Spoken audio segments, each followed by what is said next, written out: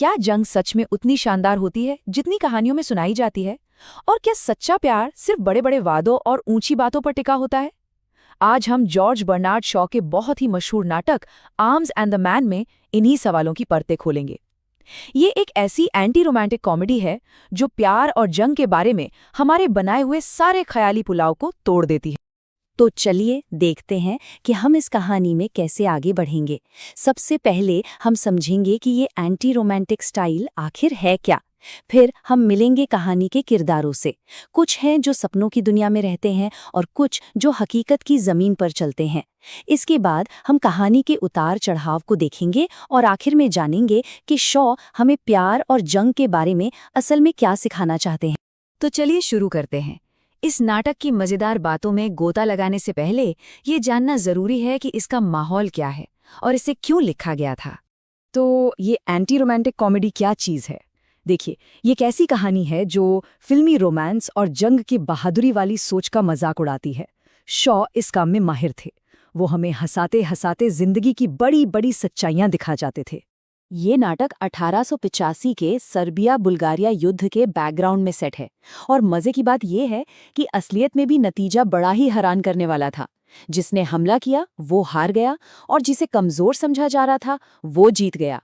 शॉ ने इसी उलटफेर को अपने नाटक का बेस बनाया है, ये दिखाने के लिए कि चीजें अक्सर वैसी नहीं होती जैसी ऊपर से दिखती हैं। अब मिलते हैं कहानी के सबसे जरूरी हिस्से यानी इसके किरदारों से। इन्हीं के जरिए शॉ हमें आदर्शों और हकीकत के बीच की एक मजेदार टक्कर दिखाने वाले हैं। सबसे पहले है हमारे आइडियलिस्ट्स यानी सपनों की दुनिया में जीने वाले लोग। ये है रेना पिटकॉफ, जिसे लगता है कि जंग एक बहुत ही शानदार खेल है और सैनिक किसी हीरो की तरह होते हैं।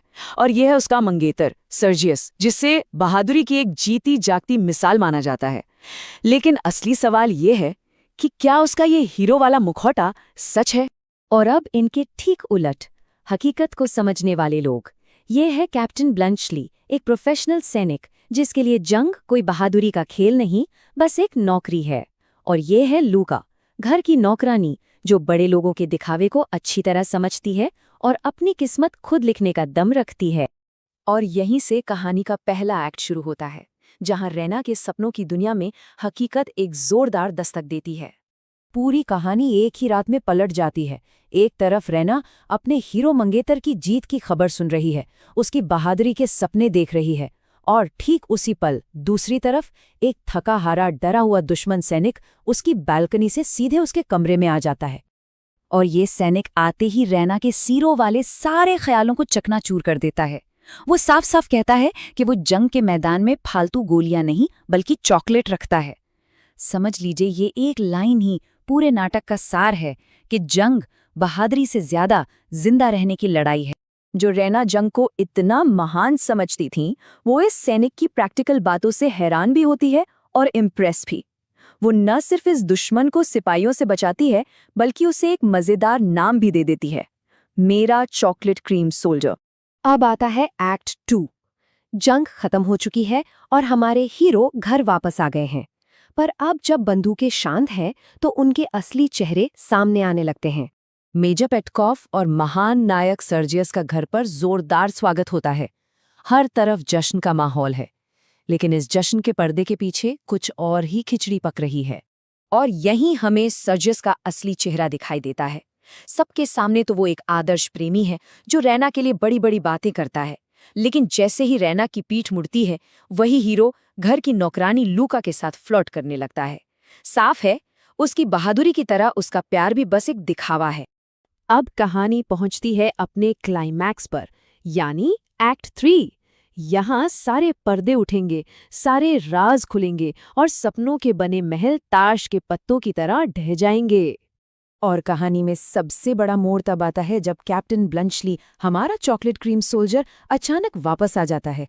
और क्यों? सिर्फ एक कोट लौटाने के लिए। लेकिन उसका ये छोटा सा काम घर में एक बहुत बड़ा तूफान खड़ा कर देता है। और फिर शुरू होता है खुलासों का एक सिलसिला। एक एक करके सारे सच बाहर आने लगते हैं।